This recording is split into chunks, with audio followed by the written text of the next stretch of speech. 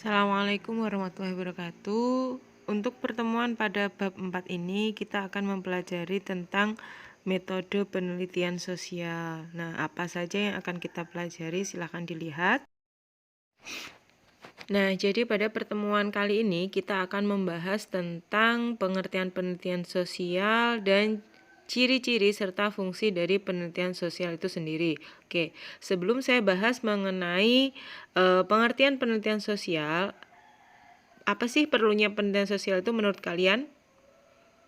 Iya, jadi penelitian sosial di sini adalah fungsinya lebih ke pemecahan masalah. Jadi kalian perlu sekali melakukan penelitian sosial. Tujuannya adalah untuk memecahkan suatu permasalahan yang terjadi di lingkungan sekitar kita. Nah, kemudian di sini ada pengertian penelitian sosial. Di situ dituliskan bahwa penelitian sosial berasal dari terjemahan bahasa Inggris yaitu social research, di mana re berarti kembali dan search atau to search maknanya adalah mencari. Sehingga di sini penelitian sosial disimpulkan sebagai cara sistematis untuk mengkaji fenomena sosial secara ilmiah.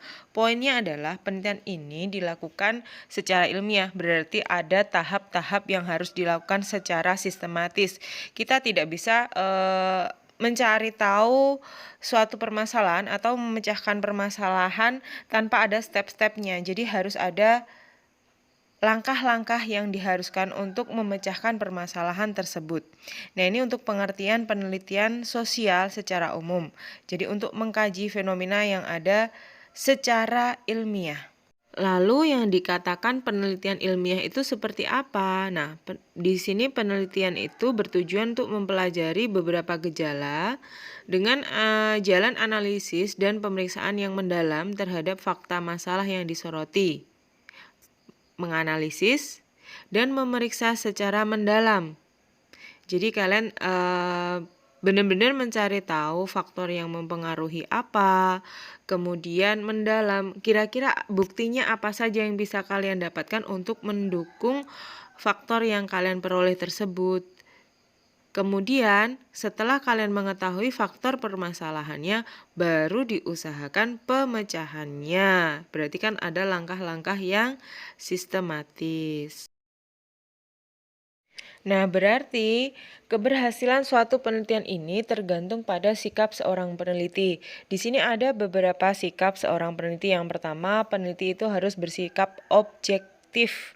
Maksudnya, dia bersikap objektif dapat memisahkan pendapat pribadi dengan kenyataan yang ada di lapangan atau kenyataan yang ada di tempat dia melakukan penelitian. Jadi, dia memisahkan pendapat pribadinya.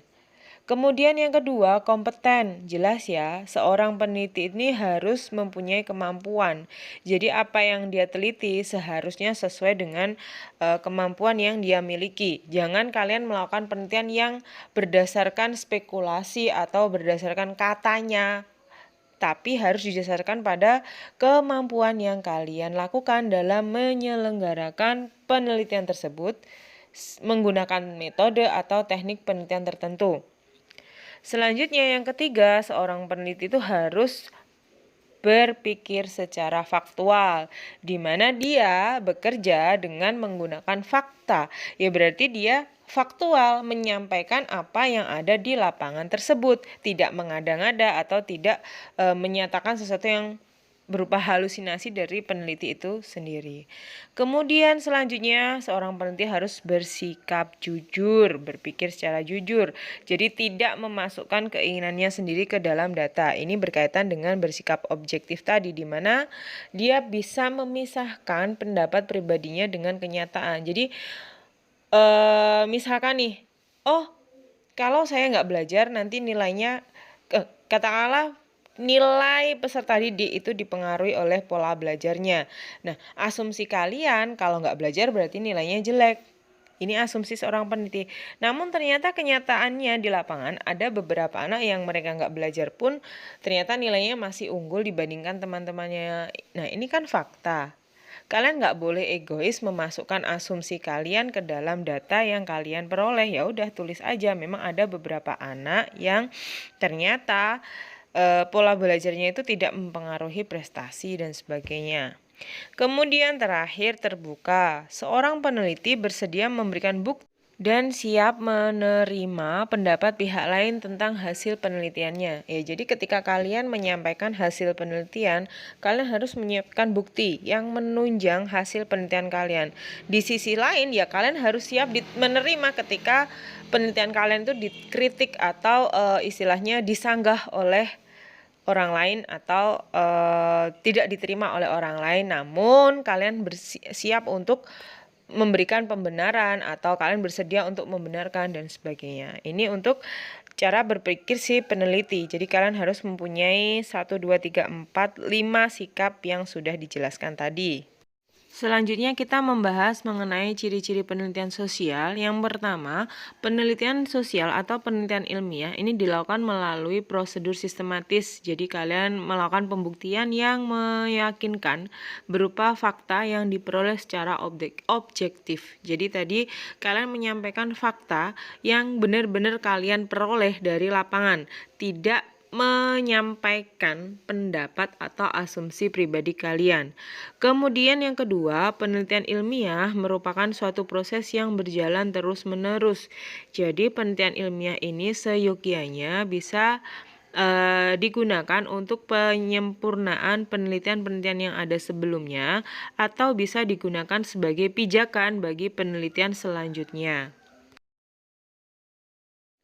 Kemudian fungsi penelitian sosial di sini ada 3. Yang pertama adalah fungsi verifikatif atau fungsi pengujian. Nah, fungsi ini dikatakan bahwa peneliti itu berfungsi untuk menguji kebenaran suatu pengetahuan yang sudah ada. Nah, ini berkaitan dengan ciri penelitian sosial tadi ya, yang harus bisa dilakukan secara terus-menerus sehingga bisa diuji kebenarannya. Bisa diuji apakah penelitian tersebut sesuai atau tidak. Kemudian yang kedua adalah fungsi eksploratif atau penjajakan. Jadi di sini penelitian berfungsi untuk menemukan sesuatu yang belum ada atau mengisi kekosongan dan kekurangan ilmu. Jadi gini, kalau dikatakan kepo itu perlu nggak sih menurut kalian? Nah, kepo ini sebenarnya kalau dikaitkan dengan penelitian sebenarnya sesuatu yang perlu kita tanamkan dalam diri kita, karena dengan kita kepo kita akan mencari tahu kebenarannya atau kita akan berusaha mencari sesuatu yang baru yang belum pernah ada sebelumnya. Namun harus dilakukan secara ilmiah. Nah, ini yang dikatakan fungsi eksploratif, sehingga kita bisa menemukan sesuatu yang belum ada atau sesuatu yang benar-benar baru, masih original dan sebagainya. Sehingga dikatakan peneliti itu harus bersikap skeptis, harus selalu merasa ingin tahu, arahnya seperti itu. Kemudian yang terakhir ada fungsi development atau pengembangan, di mana di sini penelitian berfungsi untuk mengembangkan pengetahuan yang sudah ada. Maksudnya gini, jadi tadi misalkan kalian sudah melakukan penelitian tentang dampak pola belajar terhadap prestasi yang kalian peroleh. Nah, hasilnya sudah kalian ketahui. Kemudian fungsi developmentnya apa? Nah, dari hasil yang diperoleh dari penelitian yang sudah ada sebelumnya, kalian bisa mengembangkan, oh ternyata pola belajar yang seperti ini hasilnya seperti ini. Nah, dari situ kalian akhirnya bisa mengembangkan kira-kira kalau dengan metode belajar yang lain apakah hasilnya sama atau berbeda. Nah, ini bisa saja ke verifikatif, bisa ke development. Cuman kalau pengembangan atau development ini biasanya dikaitkan dengan bidang ekonomi ya gampangnya. Jadi misalkan kalian produk A, produk B. Produk A sudah laku di pasaran. Kemudian untuk mengetahui keinginan masyarakat, kalian akhirnya melakukan survei. Nah, survei yang kalian lakukan ini akhirnya hasilnya bisa digunakan untuk mengembangkan produk yang sudah ada. Perlu penambahan apa, atau perlu dikurangi yang apa, atau perlu ditambah fiturnya seperti apa. Nah, ini berkaitan dengan fungsi penelitian sosial sebagai development atau pengembangan. Oke, saya kira untuk materi penelitian sosial kali ini cukup itu saja. Silahkan dipelajari, kemudian silahkan tugasnya dikerjakan. Semoga bermanfaat. Terima kasih. Wassalamualaikum warahmatullahi wabarakatuh.